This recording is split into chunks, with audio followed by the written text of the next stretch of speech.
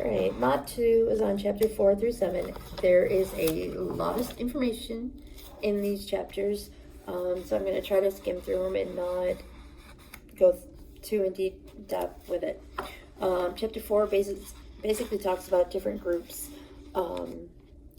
within the macro social environment, like task group, and then it has how a team is 2 or more people that, are for common goal. They're talking about how virtual teams, the disadvantages and advantages, because of COVID, you've got your advantages of it's flexible, you can share the same database, you don't need to travel, collaboration, is easier. And then they have the disadvantages, like the members feeling that they're isolated, the absence, of face-to-face, being able to do that, and like the relationship bonding. So, and then goes on about talking about team empowerment. So you want to make sure that everything boils down to you're all there for this common goal. You want to make sure that your clients are most important, that they get what they need and are able to, do better for themselves or their families.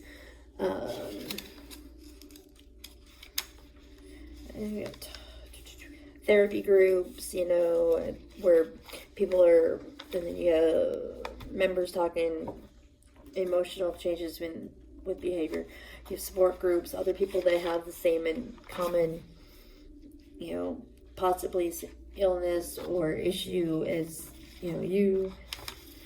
You have educational group, so that's basically to provide information for others.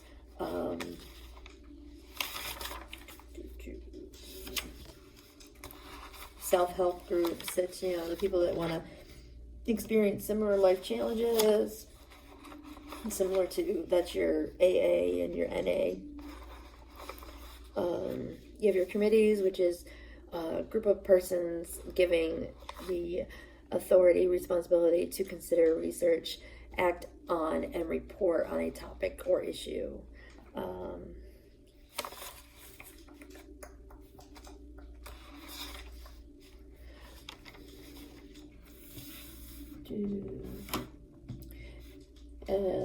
Increase understanding, communication with other groups members about their perceptions of problems, issues can greatly expand group members' understanding of the issues, inspiring others, which, empowers group members, is by acknowledging those who have overcome issues of the power, being powerless. Building on their success, and the group may be motivated and encouraged to show similar strength. And then you have mutual support, using cooperation. Chapter 5 discusses theories, defining organizations.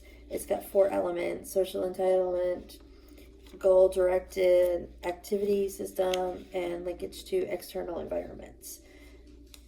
Social service tasks performed with a goal of improving people's health, quality of life, increasing autonomy and independence, supporting families, and helping people in larger systems improve their, functioning within the social environment.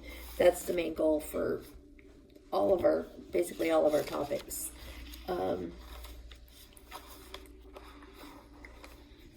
You have social agencies providing social services. They can be public, private, or proprietary. Public social agencies is your government-run, regulated by laws and impacting policies.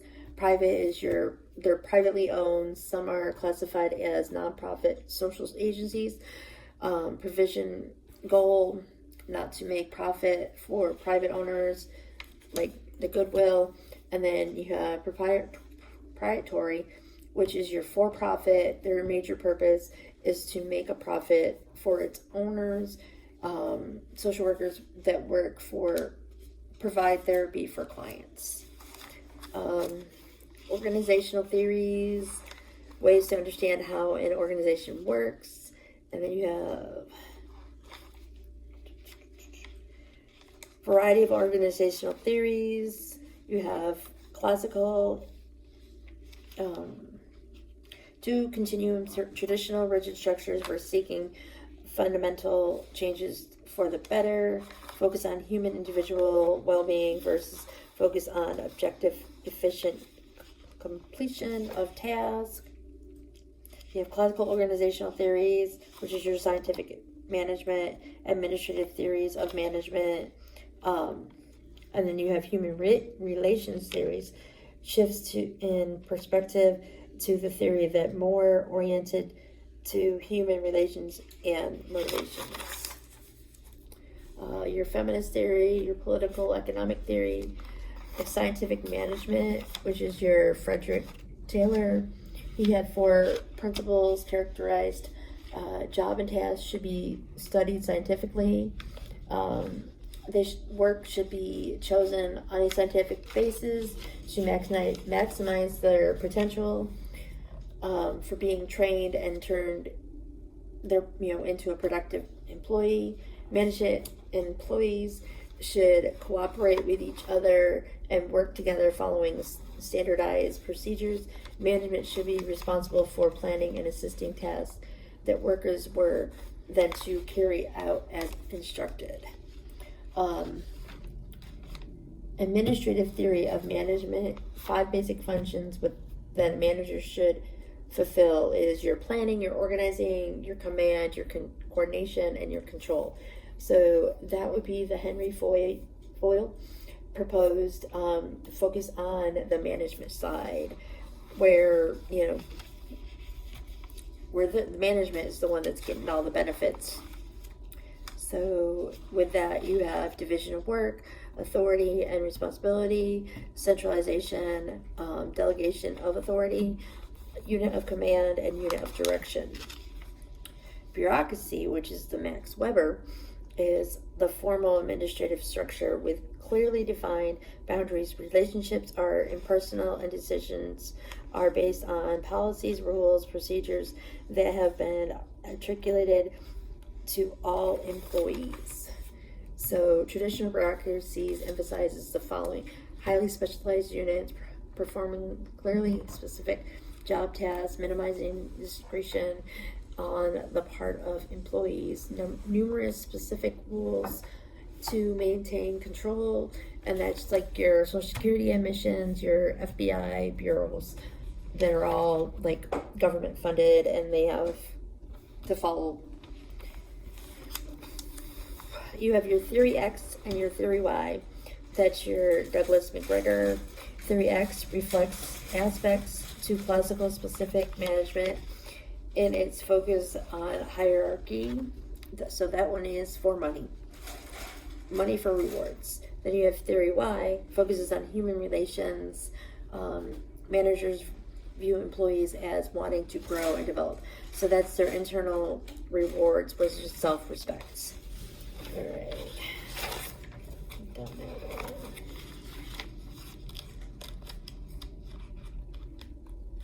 I also discussed coalitions, and that's your examples of that would be your YMCA in the 1800s, which is your Young Men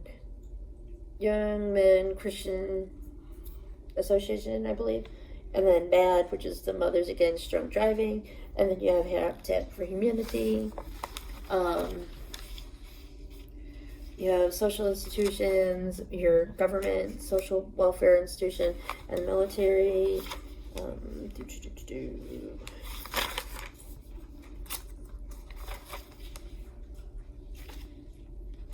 Setting goals, there's primary and secondary. For organizational goal setting, your primary is like the main or primary professional employed, so that's your social services. Your secondary is your presence of a variety of professionals, staff, so that's like your hospital and your schools.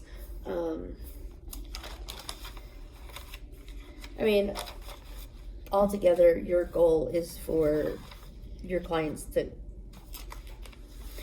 get assistance when they need it, and be able to, improve their situations.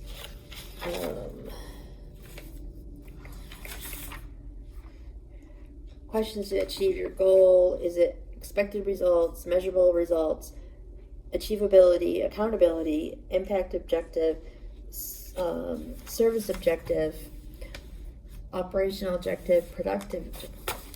So, you want to make sure that they're not setting goals that are not achievable.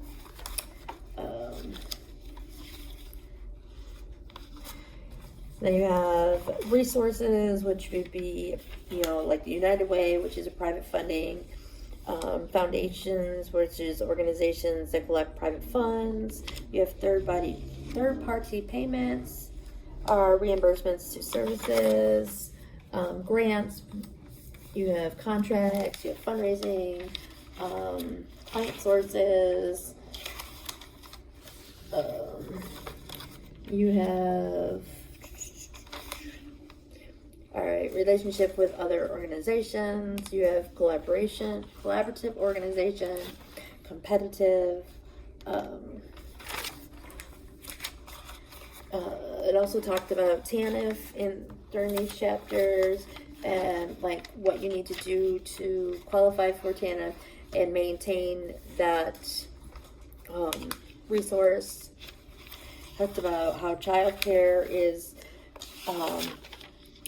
it's hard to find childcare, quality childcare that's not expensive. And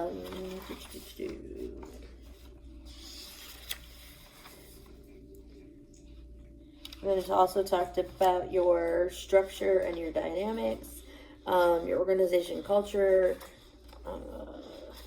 channels of communication, power, perception. Filter process involves 4 phases: attention, organization, interpretation, and retention. Barriers to communication is noise, personality factors, individual percept sexual errors,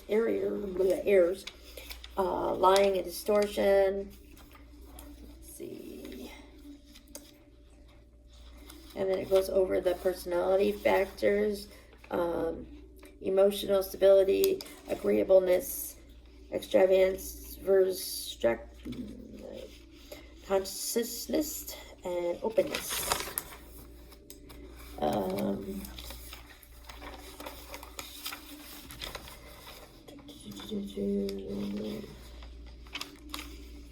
Stereotyping, halo effect, projection, distortion, representation, impression management, and then 5 tactics reflecting forms of impression management. So you have ingratitude, self-promotion, intimidation, supplication, and face saving. And then it has workers' general expectations for supervisors. They want them to be available. They want them to make certain workers knowledgeable about the agent policies, provide input, facilitate cooperation among staff, nurture workers and given the support when they need them, evaluate workers' job performance, facilitate workers' development of new skills, and demonstrate trustworthiness. And then it has types of power: legitimate power, reward power, coercive power, and preferred power. And that would be all module 2.